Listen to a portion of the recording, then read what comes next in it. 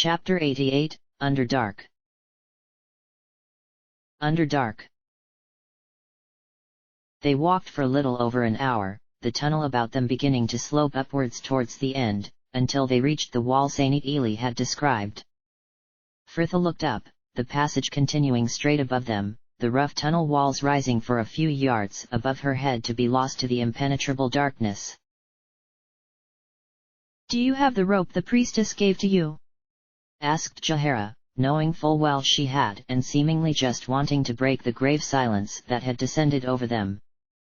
Fritha nodded once. "Yes, stand back." The others did as she told them, shuffling back a few paces to give her room as she took the small coil of flaxen rope from her bag. The weave was smooth and light, more like a braid of hair than hemp, and shining with a faint glow all of its own. It could not have been more than a dozen yards long. Fritha found the end, letting the rest drop to coil on the floor at her feet as she hurled it upwards with all her might, rope flying into the air to continue snaking up into the darkness, her boot securing the other end to the cavern floor as it grew. According to Saint Ely, it would eventually find the exit and halt there, secured by its own magics, though it would bear their weight from the first moment. Fritha stepped closer to give the now hanging rope a tentative tug. It seemed Saint Ely had been true to her word. She turned back to the others. "Right, who's first?" They must have climbed for a good couple of hours, the magic of the rope taking from them the burden of their bodies as well as their packs, and Fritha was grateful it did. She was tired as it was, and there was no way some of them could have made the climb under their own strength. Fritha dipped her face, pausing to stifle a yawn and instantly wishing she had not, her body all the more reluctant to begin moving again for this brief respite. She had not drunk last night, not quite trusting her tentative status as the Sahuagin's champion to keep her safe, and her sleep had been restless, filled with strange dreams of darkness and blood that woke her more than once, though she had not been content to make the fuss Imoen had.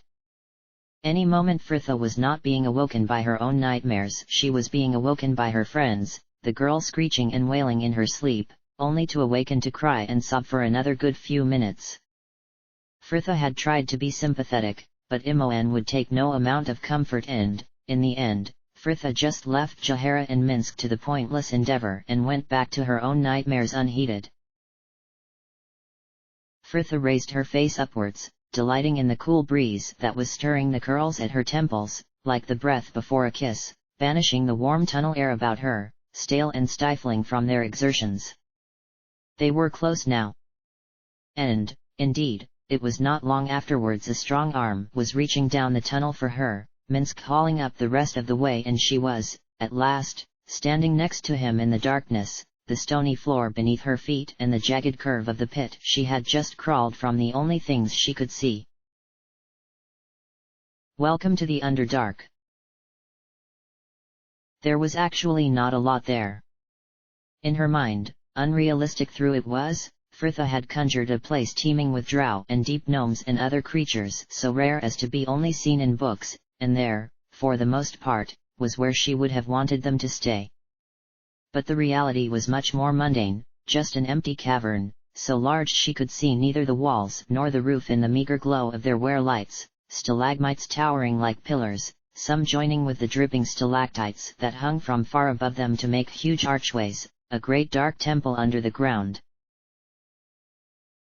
And their first encounter was suitably holy considering the city from where they had originally come, Valigar and Minsk following some small tracks that led to 3 Duergar merchants who were on traveling back to their own dwelling and who did not care which side of the earth you came from as long as you had coin. They had asked after Bodhi and Irenicus, the merchants admitting they had indeed heard rumors of 2 surfacers as they had traveled north of there. The news was heartening and disappointing in the same instance, the group stocking up on the few supplies which had not survived their swim, as well as a map of surrounding area that glowed with a heat all of its own, the details brought out in warmth, rather than ink, presumably for those who could see such things and did not want to rely on light to make their way, a skill which would have certainly been of use to their group as well. They were heading northwards now, or at least that was what they had said. Ari's sense of direction had never been the best. Minsk had found some tracks in the direction that the merchants had pointed them in, though they had faded after a while, and they had been wandering northwards ever since with what seemed to be the increasingly vain hope of finding them again. Their lights were dimmed to the slightest degree, just grains of light that showed little more than the ground before them, but Ari still felt as though they were lit up like a beacon in that realm of darkness. She shivered under her pack, trying to focus more on the pleasantly airy space above her, rather than exactly where she was. She had been brought up on horror stories of the Underdark and its races, to imagine she was there now, that they could be watching her at that very moment. Ari drew a deep breath and quelled her fear before it ran away with her, fighting the urge to dim her mage light even further as Minsk brought them to a halt. "A moment, please." "Here," offered Fritha, crouching, as well, to hold out her light. "What is it?" "The tracks." Minsk sighed and shook his head. "I thought perhaps, but no. I am sorry, young Fritha."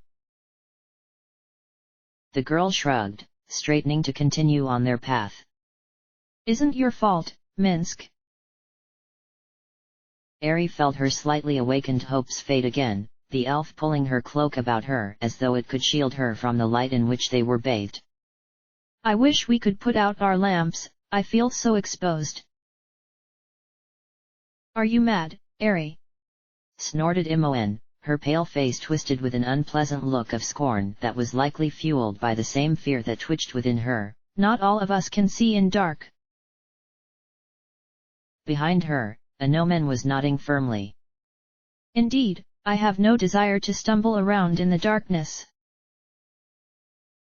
"Why?" asked Fritha. "You're only stumbling around in the light now. Don't fret, Ari," she continued, her voice milder than she had heard it in a while. "I imagine anything down here that cares will already know about us from all the noise we're making." "Well, I suppose," Ari agreed. There was little comfort in her logic. "So where are we headed, then?" Fritha glanced to the man next to her. "What do you think, Minsk? Should we finally give up on these tracks?" The ranger nodded glumly. Jaehaera sighed, already unfurling the map. "Well, if I am placing us at the correct point, there are some caves not far from here to the northwest which are on the cusp of Kuo-toa territory." "Kuo-toa?" interrupted Valigar. "The malevolent fish people." Herr Dallas was frowning. "I thought that was the Sahuagin." "No," mused Fritha. "I think they would be considered more shark than fish." "Anyway," continued Jaehaera, before anyone else offered an opinion on this irrelevance, "with it being on the edge of their territory, it would be less likely to be patrolled by the Duergar or Drow, or even the Kuo-toa themselves. It could make a safe enough camp." "The watch will have to be half on half off, but it'll be better than nothing, I suppose," nodded Fritha, the last word lost to another yawn. A Gnome glanced to her. "Are you tired?" She returned his concern with a pointed contempt. "Yes, a Gnome, perpetually." "So what are our plans to be once we have rested?" continued Valigar, the group setting out once more, Jaehaera and the map now in the lead. "We cannot just wander down here indefinitely." "Well, we know Irenicus's final destination is Suldanisseller," proposed Ari, thinking her idea a sound one, even considering the fears which fed it. "We could just find a route to the surface and wait for him there." "And what if him and that bitch of a sister stay down here for a month or so?" snapped Imoen. "Fritha and I won't last that long."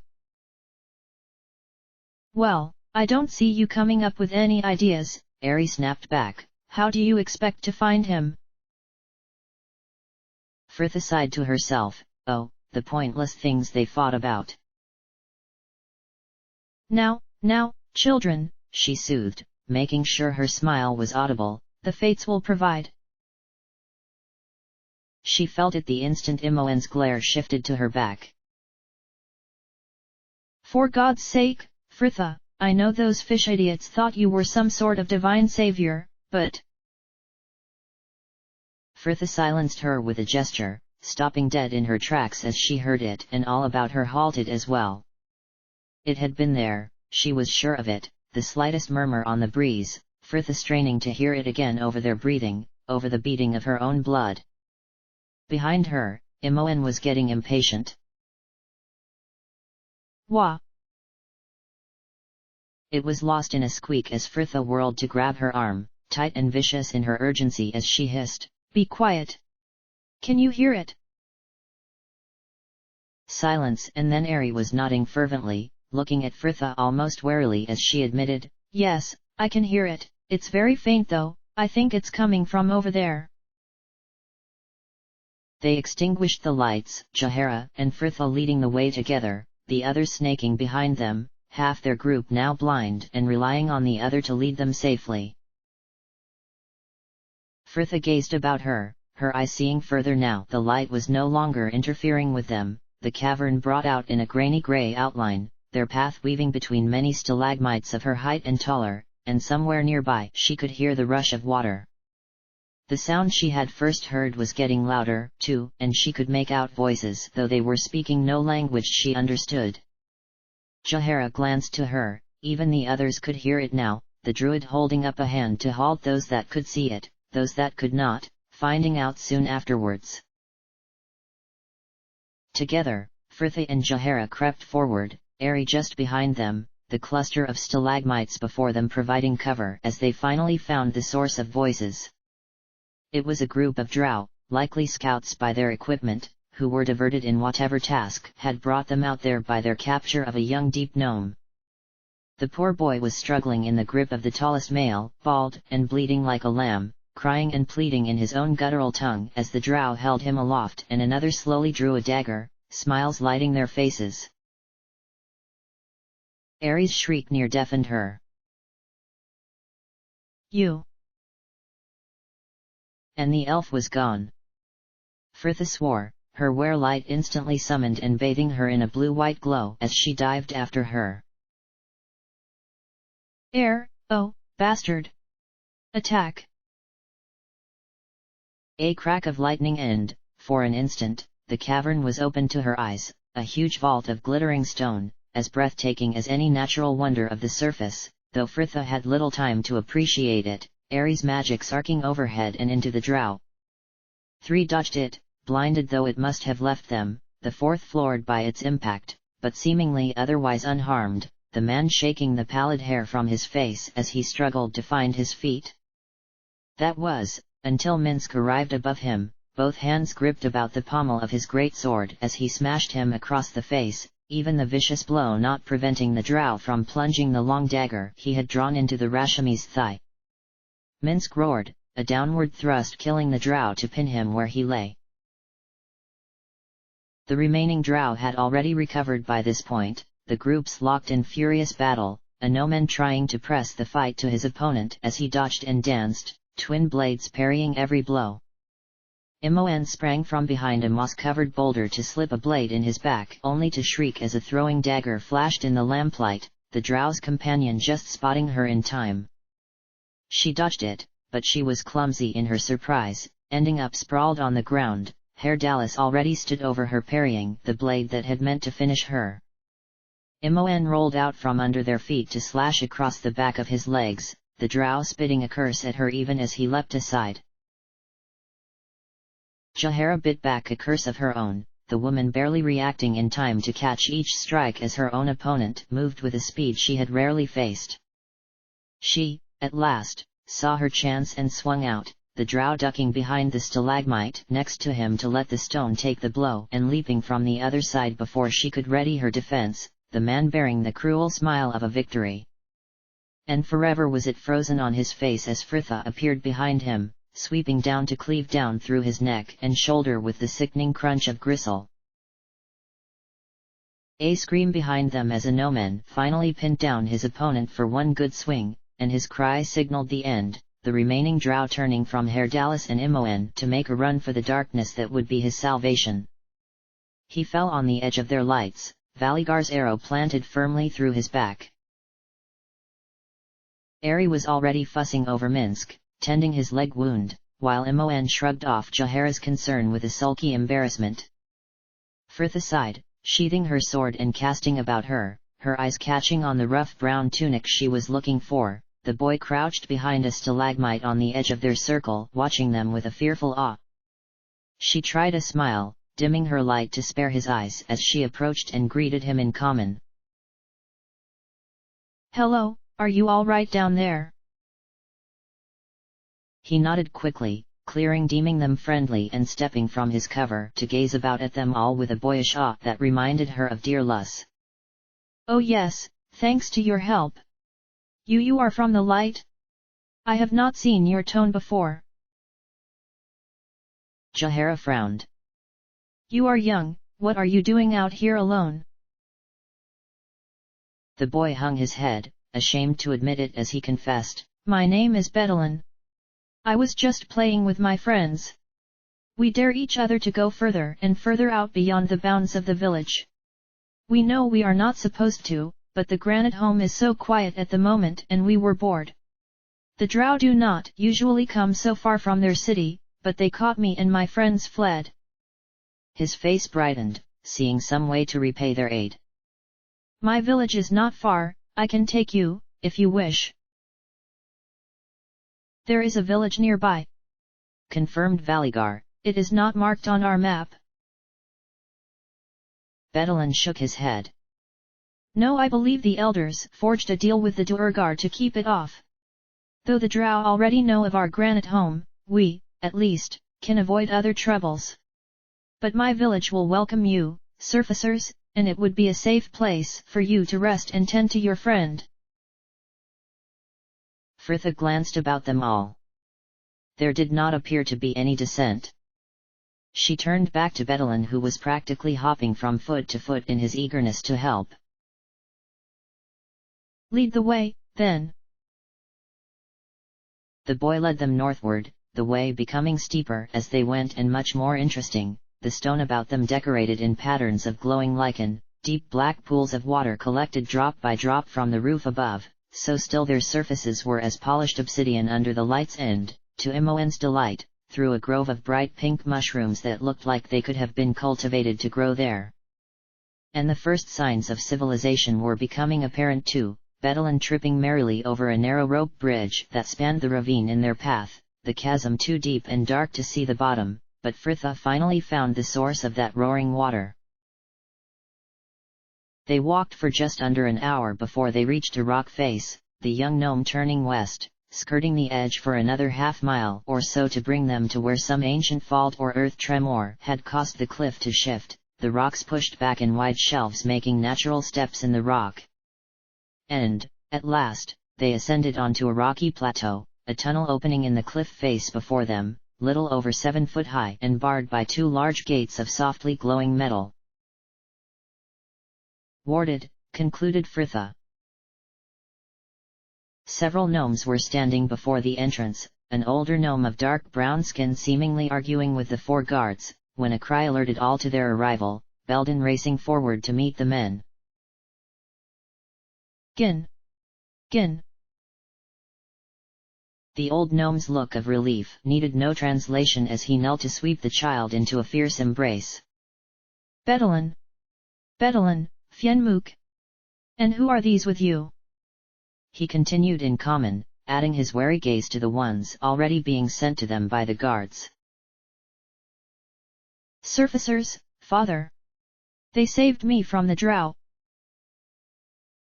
The gnome sighed and shook his head.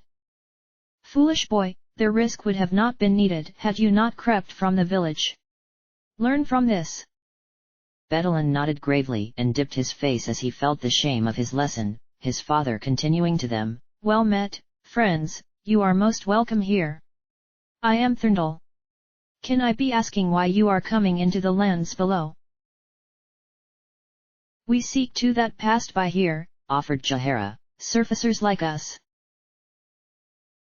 Thurndal frowned, a gnarled, calloused hand rubbing his chin thoughtfully. 2 surfacers? Yes, we know of this.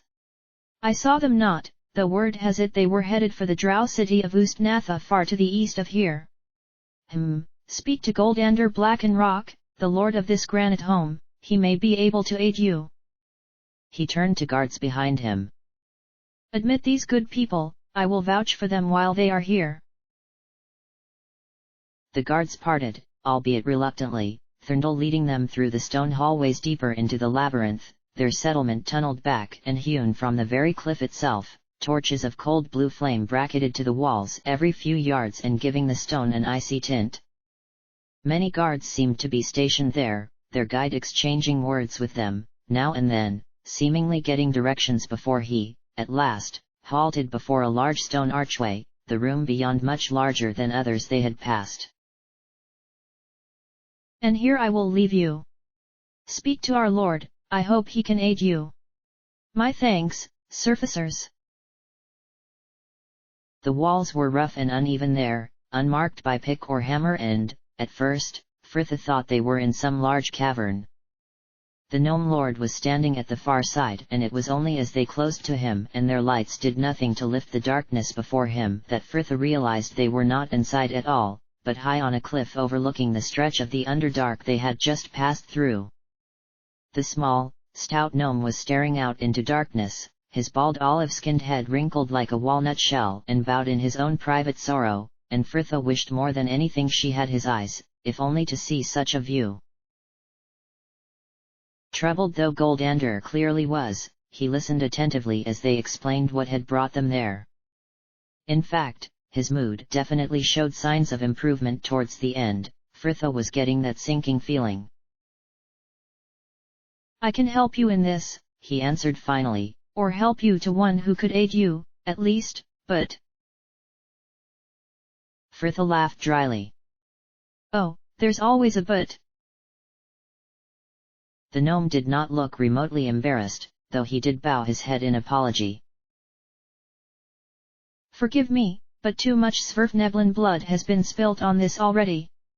You see our village is quite empty at the moment, save for the guards and some of their families.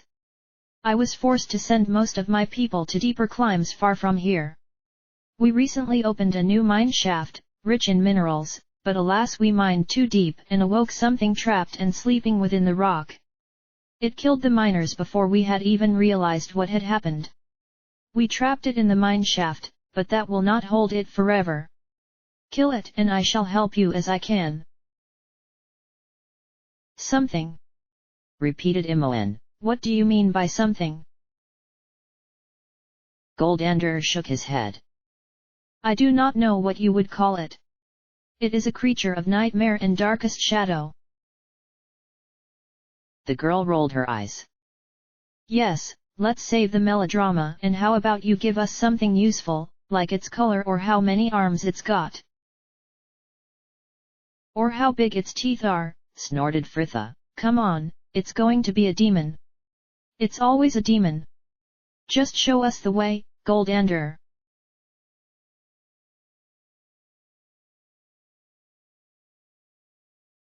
The fight was brutal.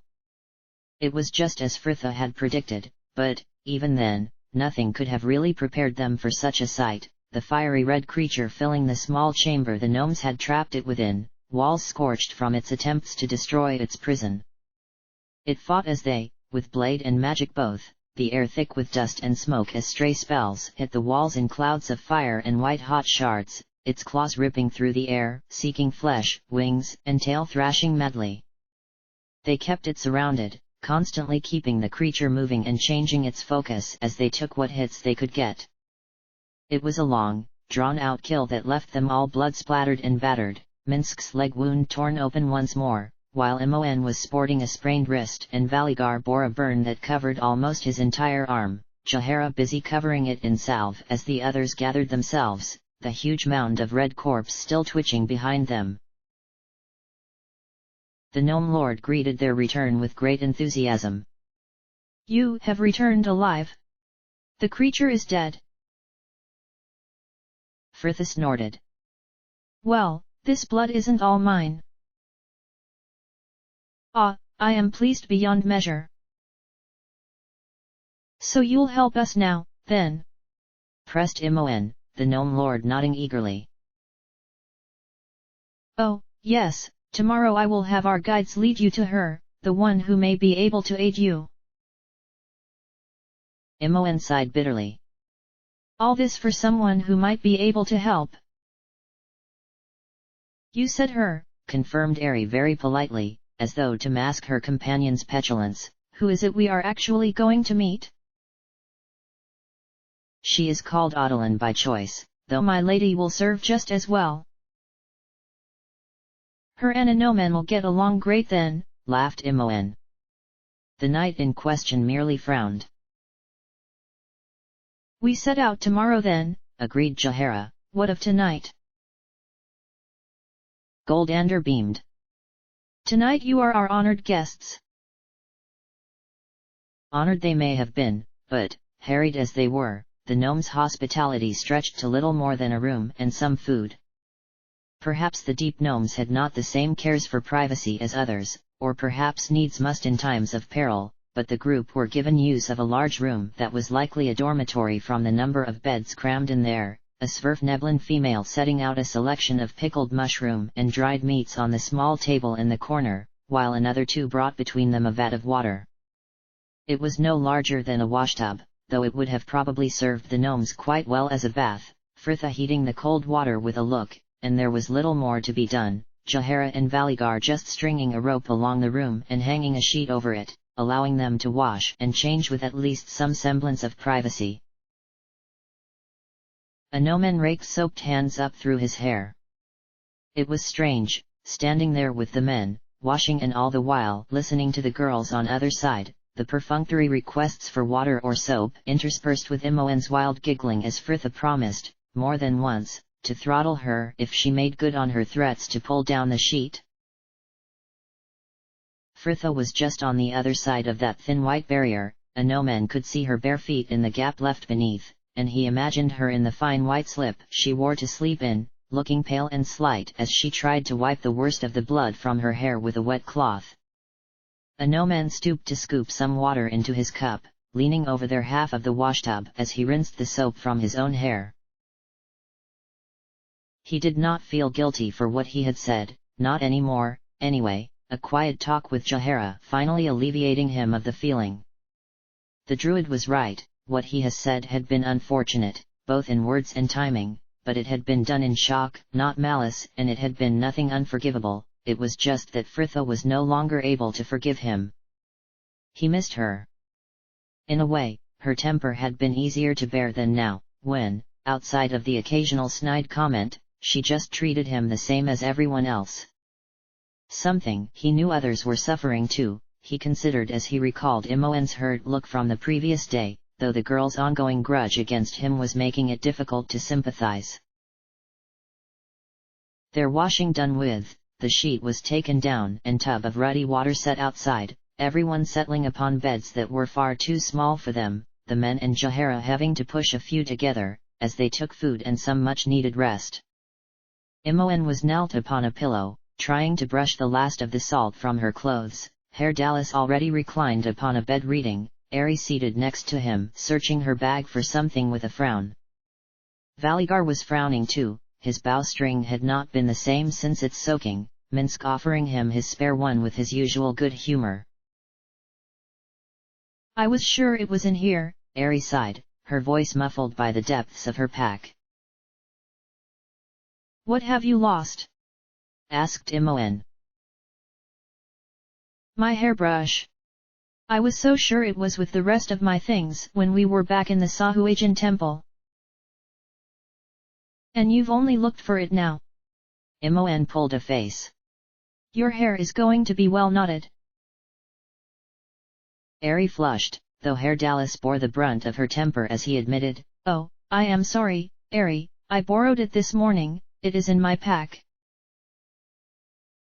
Dallas. You could have told me. I've been looking for it for ages. Imoen was giggling, the girl rooting in her own bag to toss her a small bottle of clear oil. Here, when he does return it, use that, it'll help with the knots. Ah, cheers, she cut in, as Jaehaera handed her a plate. Fritha let their noise drift over her, idle and pleasantly mundane, like the twitter of birds, all her focus on her sword as she used a rag and the alcohol Finnis had gifted her to clean the putrid black blood from the metal. A shadow fell across her, stealing the shine from her blade. Fritha glanced up. It was a Gnome, the man holding a plate of food, though he was distracted at the moment by the boots she had pulled off to dump at the end of her bed, still bearing the delicate white tides of salt from their swim. She knew well enough Helm's dogma, that kit should always be clean and in good repair. She had once seen the benefit of it too.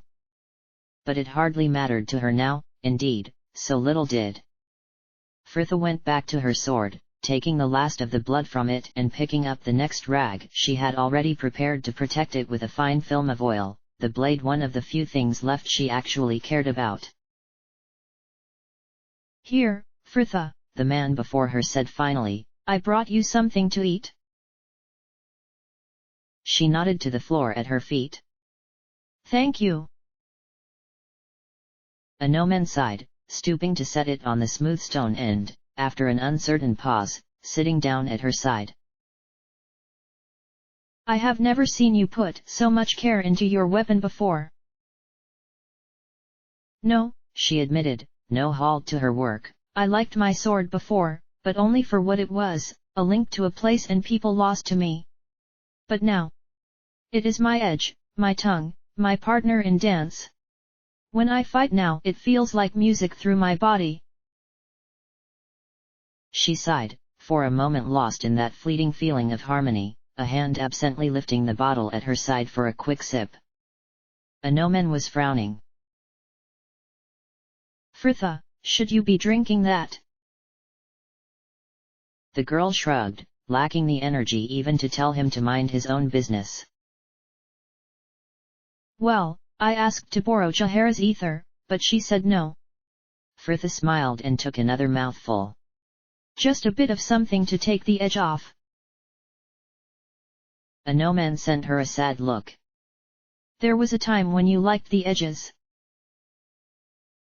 There was a time when they weren't so sharp. Do not test my patience, a Gnome, it is in limited supply and I am trying to save it up for when I really need it. There. She sighed, giving the blade one last wipe and easing it back into its scabbard, the girl shifting further up the bed and leaning back against the headboard for a long draught of rum which left her coughing. Jaehaera's head whipped to this sound. She did not look pleased. So, you are drinking again? Fritha was in no mood for her censure. Very astute, Jaehaera, I can see why the Harpers were sorry to lose you. Fritha! Gasped the elf opposite, Imoen jumping quick to her defense. Oh, don't start, Ari. Gods, the way you and Jaehaera go on, it's like you're her bloody parents.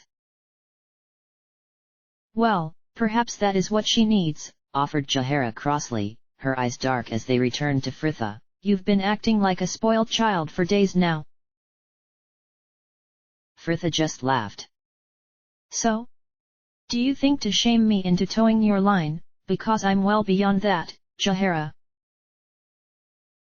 At her side, a Gnome sighed.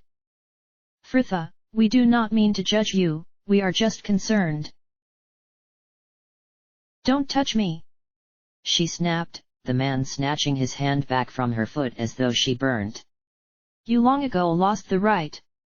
Now listen to me, all of you, I am dying and if, when the world has paused to catch its breath in its endless efforts to kill me, I want to have a drink, then I will. So you would rather find your comfort in the bottle, than us? Cried Ari. Is it pride or shame? Or is this your warped way of trying to protect us? No, no, no, murmured Imoen warily. Fritha, we are your friends, we want to help you. Fritha was looking as though a monumental effort was going into not to losing her temper. Well, what will help me most right now, is for you all to go back to what you were doing and let me have some peace. Surprisingly, it was Valigar who was shaking his head. That you refuse to even hear their concerns is the worst sign. As leader, your decisions should be impartial, but your behavior of late has been impulsive and short-sighted. And as a man who murdered his own parents, you would be well qualified to judge. Fritha. Now, draw it mild, my raven, soothed Herr Dallas. We do not deserve your ire, but neither do you deserve ours. He turned to those about him. The raven has told us what she needs and we should respect her decision. Here, laughed Fritha, raising her bottle and toast to him as she went back to her room, seemingly thinking that an end to that matter. Ari, though, was not in agreement.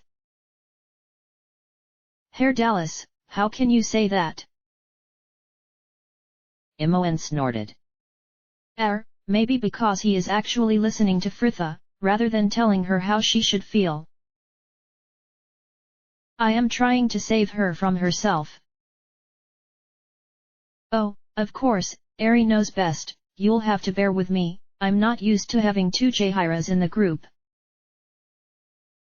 At least, Jaheira and I are trying to help her. I have seen you would take Fritha's side in anything if you thought it would close the distance between you.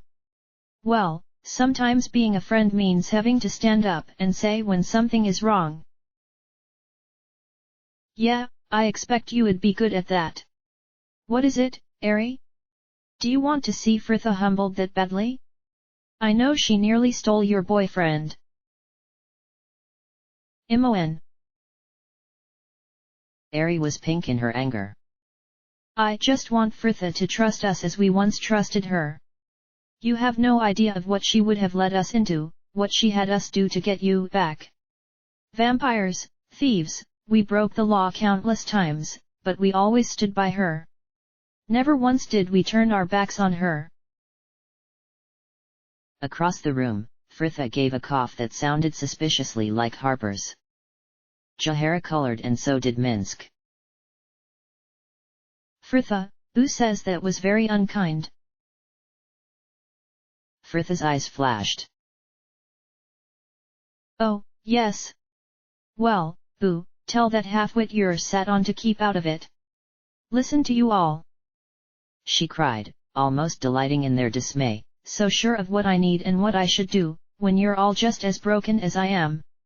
Ari's petrified she's going to die down here, I've got a Gnome following me about like a kicked dog. She threw a hand to the woman opposite. And you're just cross because you're worrying that perhaps Derman was right all along. Enough. Fritha snapped, springing from her bed, the bottle still in hand. I will argue about this no more. She was halfway down the corridor before Imoen caught her, the girl having to jog to keep up even as she pleaded with her. Fritha. Go back inside, Imoen. Fritha, wait.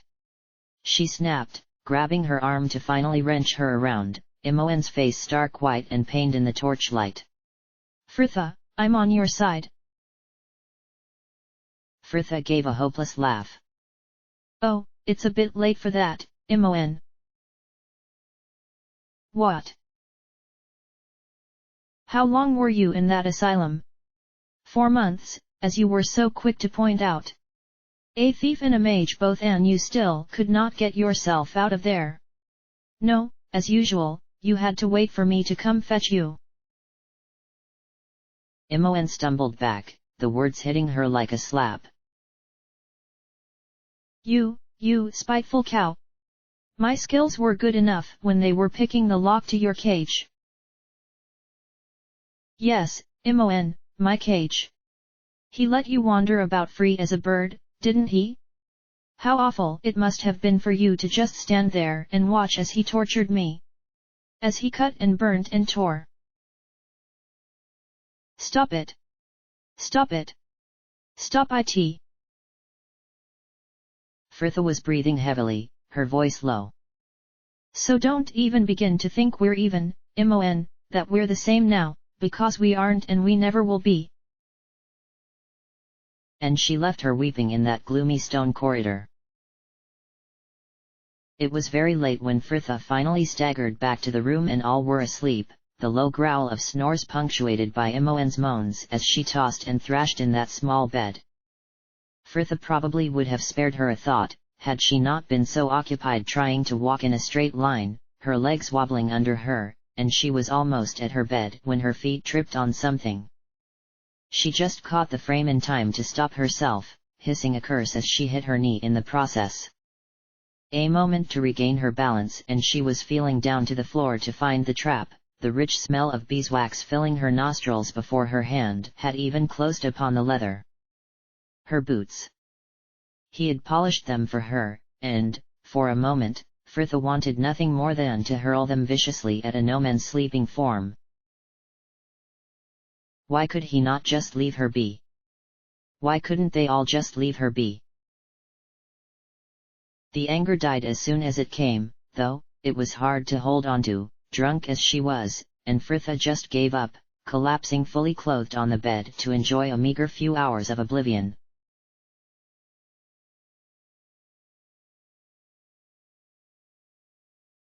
Fritha awoke early. Well, at least, she assumed it was. Everyone around her was still sleeping, the wide, hewn tunnels of the settlement deserted as she left their room. Though she did not pay too much attention, it hurt to look at things. Not that shutting her eyes gave any relief, merely giving her body the chance to focus all its attention upon the pain in her head, deep and constant, and she felt she could almost see it, a bright white knife behind her eyes. She made her way through the tunnels by short, shuffling steps, her blankets still wrapped about her haphazardly and following in a train like some bedraggled Karaduran princess. She walked all the way to the outcrop where they had spoken with Goldander the day before, instantly releasing the many blankets to pool about her bare feet as she reached the edge. And there she stood, staring out into the impassable blackness of the Underdark, the cliff that fell away at her feet soon lost to her eyes and the idea she did not even know how high up she stood was dizzying, her whole chest racked with a sharp, stabbing pain as she suddenly retched. The shakes were bad that morning. With trembling fingers, she rooted through her bag to find the bottle of spirits that had been her only friend the night before. She gargled the first mouthful, spitting it out with the sick. The second she drank though, fighting the urge to retch again as she swallowed, spirits that would have once left her throat raw, now as smooth as water, if not quite as soothing. And that was it. Fritha replaced the cork with a certain finality, gazing down at the bottle of thick clear glass, just a monochrome outline in the darkness of that place, its weight shifting with the liquid still left within it. Her arm was drawn back without another thought and she almost overbalanced, the girl still uncertain on her legs and staggering back from the precipice as she launched the bottle in the darkness with all her might. No more drinking, it did nothing anyway. She stared out into darkness before her and the many challenges it held that were yet to be faced. It would take much to get them all through there alive. Fritha felt a certain resolve tighten every muscle. She would be enough. And she dropped to her knees where she stood, gathering the blankets back about her shoulders as she lay down at the cliff's edge and slowly returned to sleep. So you're out here? Fritha opened her eyes instantly, though the image they showed her did not clear for a good few moments, the blurred outline of a familiar figure slowly approaching, her long narrow frame haloed by the distant lights of the settlement. Jahara, she greeted hoarsely, sending her a smile as she half sat to notice the dark stains under her eyes. You look tired. The druid sighed. Mon suffered many nightmares last night. We were awake for much of it. A slight emphasis to remind Fritha of her selfish, self-imposed exclusion, but she hardly cared, she had managed to avoid Imoen's hysterics, after all. Fritha smiled and shook her head, feeling amused and vaguely fond of the girl that such petty things were affecting her. How nice to still be so green, so weak. Ah, bless her, the goose, they're just dreams, she'll get used to them. Jaehaera looked appalled at her good humor. Just dreams? The girl is distraught. Fritha's anger flared with the predictable immediacy. Oh, boo-hoo, poor Imoen. I've been having them since we left Candlekeep and I don't recall anyone else being particularly arsed about them then. The woman above narrowed her eyes, staring down at her as though she had just discovered something wholly unexpected and quite repulsive. She is your oldest friend. There was a time you have done anything to see her spared from what you have suffered. Where is your compassion, Fritha? Fritha knew it was an insult and a rhetorical one at that, but it did not feel like it and she attempted to answer anyway, almost curious herself. I don't know. I wonder if I ever had it. Whether all these things weren't lingering inside me anyway, and I just pretended to be nice and care. I don't know, I can't remember how I felt, it's fading, it's all fading. All I know is how I feel now, which is hungover, in case you were wondering. Jaehaera snorted angrily, turning to walk back to the settlement. And whose fault is that? Fritha fell back onto her blankets, laughing into the blackness above her. Oh, Jaehaera, where is your compassion?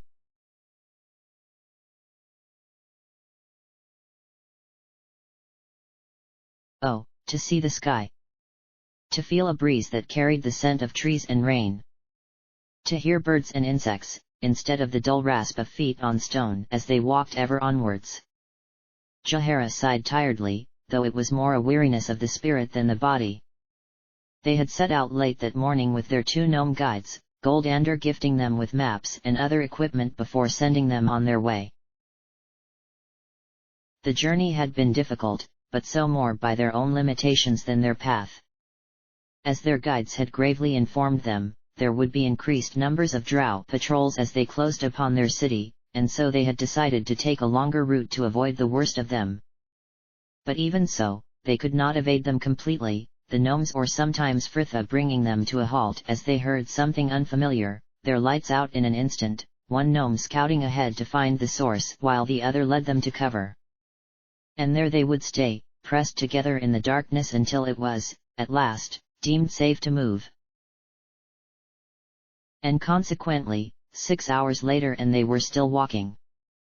Their journey had taken them far across the Underdark, through narrow ravines and vast caverns and even across a great underground lake, white-bodied salamanders fleeing from their lights as the men hauled them across on the waiting ferryboat, the ropes creaking with every heave and clearly worrying their guides, and perhaps with good reason, for both had admitted they could not swim.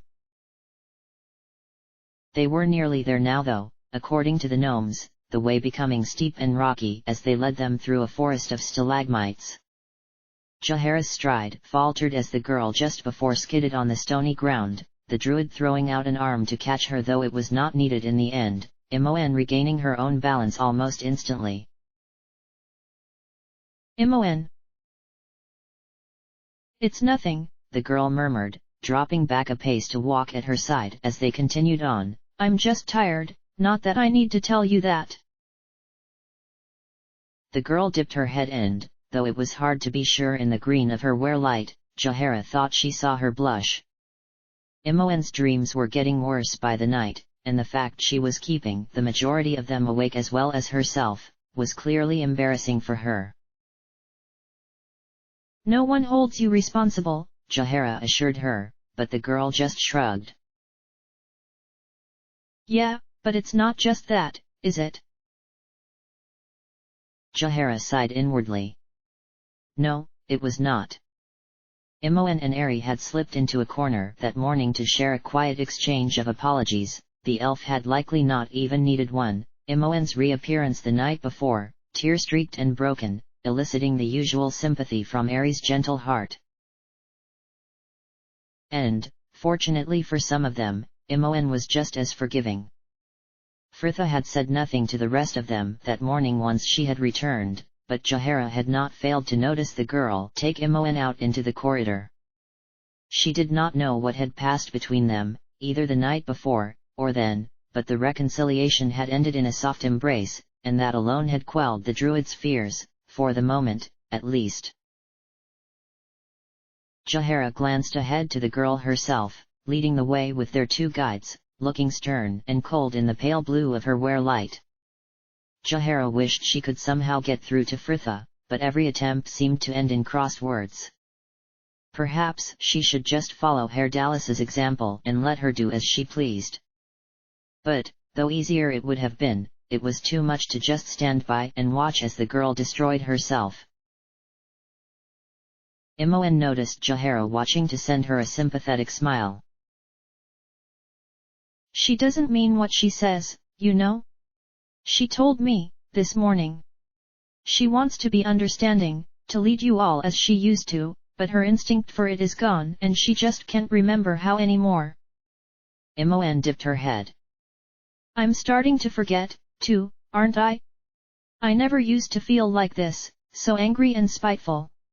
I'm not losing myself to an avatar, but I am losing myself all the same. I want to sit down and try to remember who I was before this, before Irenicus and everything, but I'm just so tired. Jaehaera felt her fists clench, fighting the urge to just embrace her where she stood. You are still there, Imoen, inside. Do not worry, we will get your soul back and then you will know it as well as I. And we are arrived, came one of the gnomes at their head, Jaehaera and Imoen halting with the others before a very solid-looking cliff face. Fritha was frowning, laying a hand on the rock that seemed solid enough. What, here? Ah, yes, Surfacer, the illusion is strong, is it not, fooling the eyes and even hands of surfacers and drow alike? But we gnomes are of the granite and we know when not all is as it should be.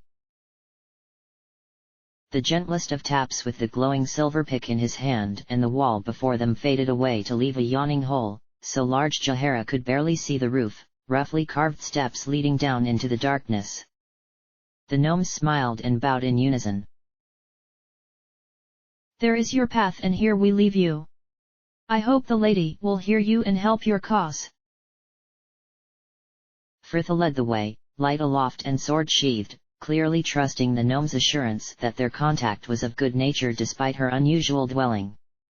Deeper they descended and Jaehaera was just beginning to wonder what existed beneath the Underdark when the steps ended, the group walking forward into a vast natural cavern, their meager wear-lights rendered pointless by the creature stood before them, her glowing scales casting all in a shimmering silver. Imoen's delight educed more than one smile. Well, I'll be jiggered. She's only a bloody dragon. Jaehaera shook her head, the girl's worries that she was losing herself seemingly unnecessary. This dragon was slimmer than Fur Crag had been, and longer too, the creature padding forward on large clawed feet to stand before them. Welcome to my lair, surfacers. I have watched your progress with great interest. Along their line, Jaehaera sent Fritha a very stern look, relief swelling in her stomach as the girl stepped forward and dipped polite bow. My lady, you honor us with your words. Adeline gazed down at her bowed head, coolly appraising. I am sure I do, but flattery is not why I have allowed you to come here. Fritha was already scowling, the lines of her jaw set and the druid bit back a sigh. Why did they never make it easy? The dragon either did not know or did not care. She had just guaranteed Jaehaera's day was now to be at least twice as stressful as it had needed to be, Adeline's tone no warmer than her manner as she continued. I am Adeline, the Guardian. For centuries, I have guarded the nearby path to the surface, to the elven city of Sunden's Cellar and the temple ruins which mark where those elves with dark hearts first made their descent and became the Drow. The Drow keep a city a mile or so to the east of here, Ustnatha, though for centuries they respected the borders of this place, only venturing up to the surface for sport and small skirmishes. This was the balance I upheld. But recently a crime was committed and I can no longer honor my duty. Her great golden eyes swiveled back to rest on Fritha. I already know of you and your goal, godchild. You will aid me and I will aid you. We will do all we can, my law. Silence. Adeline boomed. This is a vital matter and I will not be interrupted. Fritha was instantly furious. Vital, is it? Well, what would I know of that? I've only lost my fucking soul. Fritha! Barked Jaheira, though she rather felt the dragon had deserved her temper, and perhaps a part of Adeline felt the same, her voice quieter and grave with a muted sorrow as she confessed, Irenicus's crimes did not end there, godchild. He violated my lair and stole my eggs. He has taken them with him into the Drow city. To venture from here will mean their destruction. An anxious muttering at this grim news, though only a gnome voiced their thoughts. Irenicus has opened the path to war. The dragon nodded slowly. Indeed, he has. I cannot prevent the Drow from walking to the surface as one, while they still hold my eggs as hostage. Even now, they amass armies for the attack. And so your task, you will return my eggs to me and in doing so I will give you access to their city and the two you seek. Fritha did not ask how or why, she merely nodded. The transformation was gradual at first, hardly noticeable in the gloom of that place, until Jaheira glanced down to her hands and found the shadows were running deeper still, skin darkening as her fingers lengthened. She glanced up, casting about her, more than a few uttering cries of alarm as the faces with which she was so familiar changed before her eyes, skin growing darker as hair faded and frames shrank, their armor, clothes and weapons changing too, until she scarcely recognized any one of them.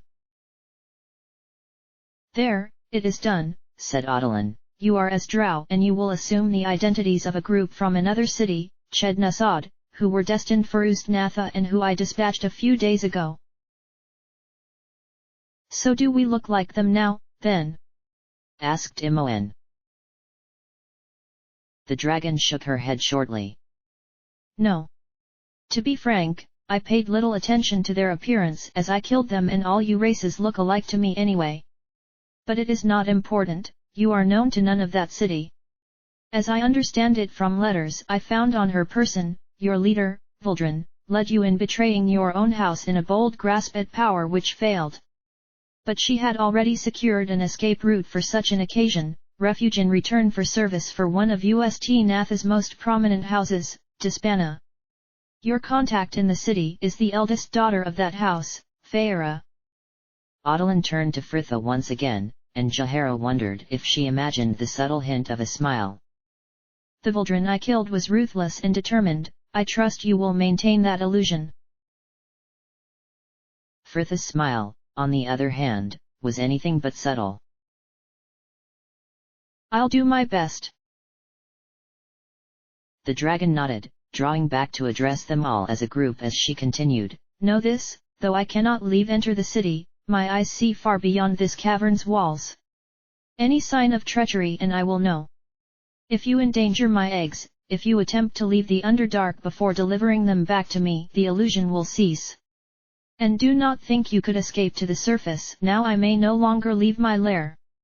The path is guarded by the Drow as they prepare for war, you would be slaughtered. Imoen sighed, the warning clearly disappointing her. We would have helped you whatever, you know. Adeline snorted, the puff of smoke curling in the still air. So you say, but I have lost trust in your kind recently. Now go. And with that she turned, the cavern about them growing dim as Adeline slunk away, retreating into darkness of her lair and leaving them there to gaze about at each other.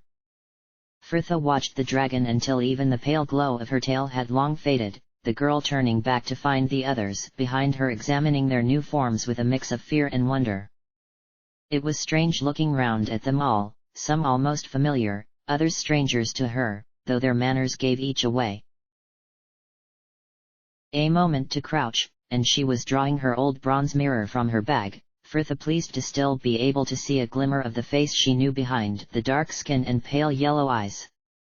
Imoen was obvious too, in that she was the only girl among them Fritha didn't recognize and the first to demand the mirror. Well, her friend began critically, blue eyes still examining her new face from every angle, hair still shorter than most girls', her free hand drawing it back in a snowy white ponytail. Apart from my hair color, I rather like the change. Jaehaera was already at the girl's elbow ready to take the mirror from her, the woman staring at her reflection, too stunned, it seemed, even for her customary frown as she moved a finger up to touch her own cheek. This feels very odd. Odd. Came a shrill cry, but a step from her, Ari stood there, the same in every way barring her coloring, dark skin, white hair, and vivid pink eyes, her own mirror clutched in her trembling hand. This is horrible. How can you say that? Laughed Imoen kindly, you look practically the same. Exactly. It is my face and yet it's not. And my eyes. Oh, no, now they're the best bit. You remind me of a pet rabbit I had back in Candlekeep. Ari laughed tentatively and it seemed to calm her, the man next to her stepping closer to place an arm about her shoulders. Come now, Ari, all will be well. Gods, is that you, Herr Dallas? Laughed Imoen, skipping forward to eagerly proffer him the mirror. Look at you. Well, it is not the pleasing plumage to which I am used, he conceded with his usual modesty, sharply handsome face frowning in concentration as he preened at his now tousled mop of pure white hair, but this sparrow cannot complain. I do not know how you can all accept this abomination so readily. Cried another of their men, now much shorter and slight, his long silvery hair falling across his face as he stared down at his new form with angry disgust. A Gnome, concluded Imoen firmly. Behind her, another of the men was nodding his agreement. To think my own body has been imbued with such foul magics. And Valigar, sighed Fritha. And that left only one of them, Fritha turning to the man who had remained silent so far, his white hair neatly cropped and spiky, Minsk looking down at himself, bewildered. Jaehaera sent him a reassuring smile. So, how do you like being short, Minsk? It is very strange, though Boo tells me I will get used to it. I shall never grow accustomed to this, sighed a Gnome crossly. I think it rather suits you, said Fritha airily, turning back to the girls and leaving him to infer from that what he wished. All right then, names. Let's keep things simple, shall we? That's Eve, Halio, Eolith. She reeled off, pointing to Jaehaera, Imoen, and Ari each in turn. And now the boys, Valigar, you can be Nidrin. Minsk, you are now Ilman. Herr Dallas is Osfine and you can be. She paused at a Gnome, considering his long silvery hair with the slightest of smiles, Tan. Where did you learn Drow names? Asked Imoen. From a book of tales about the Ilithiri I read back in Candlekeep, Fritha answered absently as she packed away her mirror. It had some very interesting woodcuts. Imoen gave a great ha! Of laughter that was a pleasure to hear, and Jaehaera smiled as she watched the girl move off to torment Valigar with offers to rebraid his now shoulder-length pale tresses, he and a Gnome struggling to tie back their hair. At her side, Fritha removed her own hairpins and shook out the feathery white mane, straight and as light as thistledown, the girl finally rising to re-shoulder her pack and send Imoen a fond look. Look at her, taking it all in her stride. And she is not alone, offered Jaehaera. Your own spirits seem much improved by this. Fritha grinned, the gesture looked predatory on that dark angular face. Well, you know what they say, a change is as good as a rest day. Right, you lot, let's go. But Ari was not quite prepared yet, it seemed, the elf hurrying to halt her as they made to set out.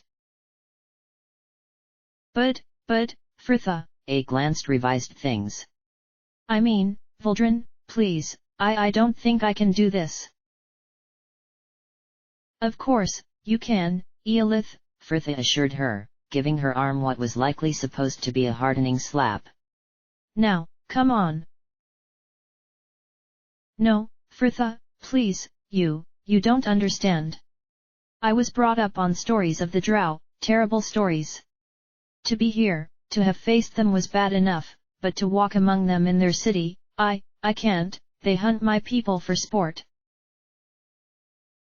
Fritha clucked her tongue gently. There now, Ari, don't take it so personally, the Drow hunt everyone for sport, and I doubt they would even count you as an Avariel anymore now. Ari was mute in her shock, though others were not so afflicted. Fritha! cried Jaehaera and Gnome together, Herr Dallas adding angrily, my raven, really? That you could say such a thing? Fritha drew back, temper flaring as she turned on her heel. Oh, fine then. Ari, we're going, so get on with it. Now, come on. Jaehaera kept tight hold of her staff, the feel of the wood her only comfort. Now even her body was no longer her own, and though her new eyes saw through the darkness as though a moon hung above them, she still wished she had the familiar green glow of her wear-light, foolish though it was. The city was not far from there, just a half-hour's walk through the stalagmites to reach the long wide passage shown on the Sverfneblen's map. Even here, the rock was changing, the stone floor polished by design and the passage of feet both, and finally giving way to intricate grey stone tiles that put her in mind of the Sahuagin city they had not long ago left. There was a bend in the passage, tall gates slowly swinging into view, the metal twisted into a fine filigree, like the web of some great silver spider. Jaehaera suppressed a shiver, though all were children of nature, she had never been able to find the same affinity for the larger species of spider as she had other creatures. Fritha's mood lasted all the way to the gates, though it did little more than aid her act, the girl stalking forward to meet the guard who had left his partner at his post, the man's spear already lowered at her stomach as he demanded, You there? Identify yourselves. Stand down, male, Fritha drawled coldly, it seemed he was too lowly for her to even waste her temper on. I am Vuldren of Chednusod. Let me pass. The man's stance changed in an instant, his body straightening respectfully as he raised a hand in salute. My apologies. We have been expecting your arrival for a day or more now. Solafane, the commander of the Male Fighters Society, has been awaiting you. Fritha frowned. Solafane? I understood I was to meet with Feyre of House Dispana. That was so, but there has been a complication and we have been instructed you are to meet with Solafane in her stead. He holds quarters at the Society building, you should seek him there. Should? Snapped Fritha. Do not presume to counsel your betters, male. Where is the Male Fighters Society? To the north of the city, honored female, he answered hastily, past the spider pits. Jaehaera just suppressed a wince, Fritha nodding once. Good. Now open the gates. The city was vast, filling every inch of that equally enormous cavern, the structures built around and seemingly within the huge stalactites and stalagmites that sprouted from the cave itself. In a similar way, the elven cities of the surface utilized the trees. The rock shimmered with lichens and algae in more colors than she had ever considered, yellows and bronzes right through the spectrum to the iridescent blue-greens of dragonflies. Platforms and walkways of smooth grey stone were strung between them, all carved with an intricate pattern of webs and railed with metal that stood like teeth or barbs, while clusters of luteous fungi hung glowing from the underside. Any buildings not actually carved from the living rock emulated the style. Huge stone domes that put Jaheira in mind of beehives, were set upon platforms of their own, ornate petals of metal filigree peeling back from the top of each, a nest of twisting tentacles sprouting from within, the shapeless body of some eldritch creature and providing a convenient place to spin a web for the city's many spiders. There were layers of the city below them, just as there were layers above, and Jaheira could see at least other 2 levels of walkways and platforms before the roof of the cavern hemmed them in. Living space was clearly at a premium down there. It was beautiful and all at once completely alien to all that she knew, and Jaheira could not quell the overwhelming feeling of dread as she stepped from the gateway. That first circular platform housed a bustling marketplace, Fritha leading them through the stalls of goods and pens of beasts and slaves, though they seemed to be treated very much the same. Jaheira tried not to notice, but it could not be avoided. The slaves crammed into large cages along the edge of the platform, mostly Drow captured from other cities or fallen houses, with a few Svirfneblin and Duergar shoved in with them, a small group of deep gnomes watching a slave just beyond their cage being beaten by his master with downcast black eyes. Perhaps Fritha could sense the distress of those behind her, maybe she even felt it herself, for she quickened their pace, taking them through commotion of merchants, hawking their wares or making deals with their fellow Drow, as well as a handful of other races who had been permitted to enter the city, groups of Githyanki, Illithids, and even a beholder trading in goods from all over the Underdark and well beyond it. They took the northern walkway from the market, as instructed, but the city was sprawling and Fritha had to ask for directions at least twice, the third and final instance seeing her collaring a gnome slave who was clearly on some other errand, and forcing him to show them the rest of the way, the Svirfneblin bobbing nervously before them, clearly wanting them to hurry up lest he incur his owner's wrath and too afraid to tell them for fear of theirs. And, at last, the building was before them, the Male Fighters' Society, a huge stout spire of dusky grey stone that stretched up to serve as support for the walkway above, many oval windows winking upon its surface, their panes divided by scrolling metal frames.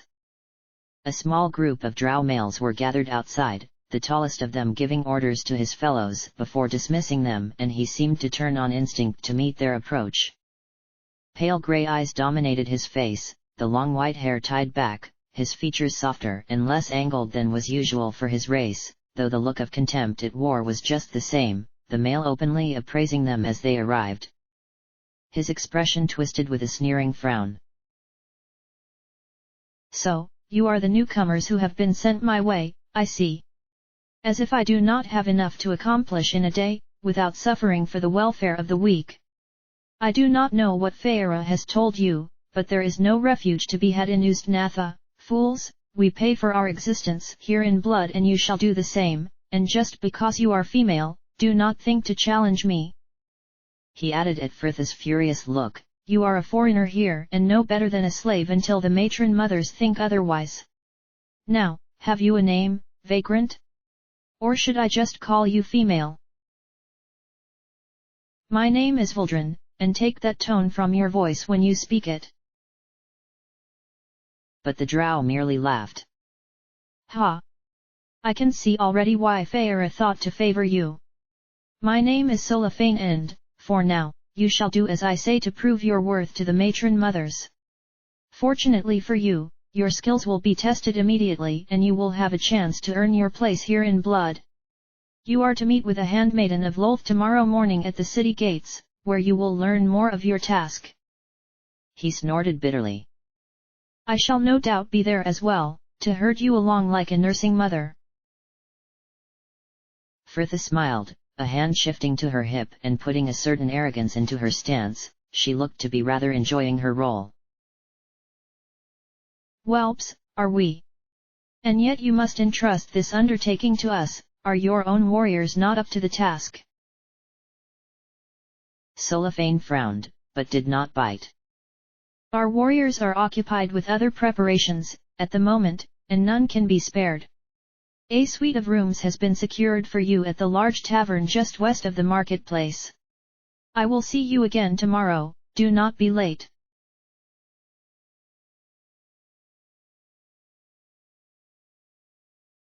Apart from the decor and the regulars, the tavern was little different from the establishments they were more than familiar with on the surface. A large room over 3 tiers, the lowest one some sort of fighting pit by its look, though it was currently empty, the patrons just seated about the grey stone tables drinking, as slaves moved between them, seemingly trying to pull off the feat of being both attentive and invisible. 2 staircases led from the main room, the slave who was showing them up the left one to their rooms informing them the other led to the lust chambers, where patrons could go to slake their thirst for pleasures other than wine, Fritha just managing to take this in without pulling a face. Their suite was on the topmost floor, 6 rooms arranged around a small common chamber, a fire pit against the back wall and already alive with bright blue flames, while a selection of chairs and cushions were arranged around it, all of the same scrolling metal and deep violet silk, thick rugs of fleece covering the polished stone floor. Fritha dismissed the slave immediately, a few moments spent quickly checking the room for any means of surveillance, magical or otherwise, inscribing a glyph of silence on the main door before everyone, at last, seemed to relax slightly, Fritha throwing herself onto the long violet sofa with a pleased grin. Well, this could certainly be worse. How exactly? Came Aries' tart reply. Well, they could have just murdered us on sight, snapped Imoen, perhaps recalling their previous fight as she added more kindly, come on, Ari, it's not so bad. No, this ruse appears to be holding, for now, at least, Jaehaera added with a pointed glare to the girl opposite. You are being too aggressive, Fritha, you will get yourself killed. No, I won't, the girl laughed. Tortured maybe, but not killed. That is not funny. Sirik's tongue, I know what I'm doing. We are unknown here, everyone is looking at us, waiting to see where we fit in. Utter obedience to superiors, no mercy for peers and lessers, that is the Drow way, and I intend to convince as many people as possible, they fit into the latter class. So, where do we go from here? Asked a Gnome quietly. Lust chambers. Offered Imoen with a burst of laughter. Fritha smiled, leaning back in her seat with a thoughtful sigh.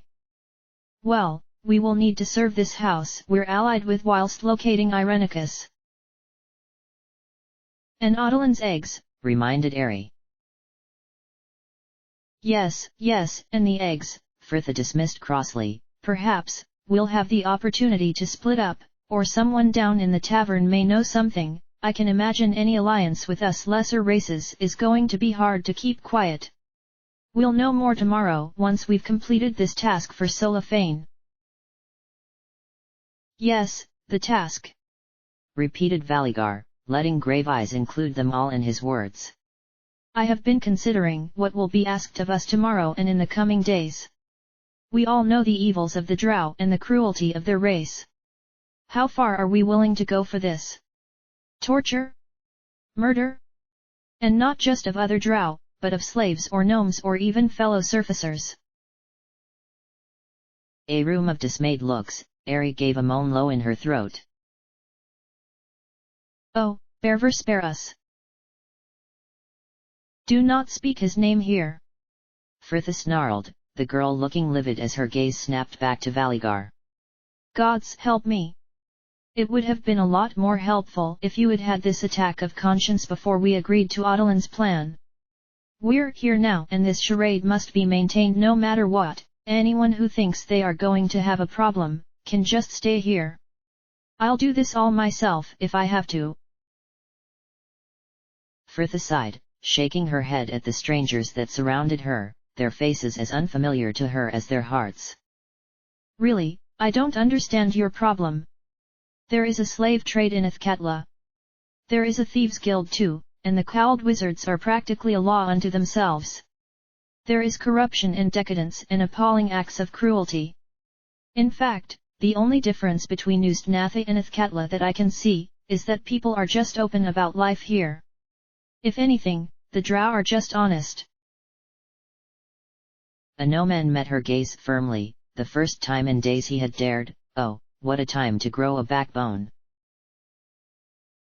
Athkatla is a world away from this place. Fritha laughed bitterly. Oh, whatever helps you sleep at night, speaking of which, I'm going to bed.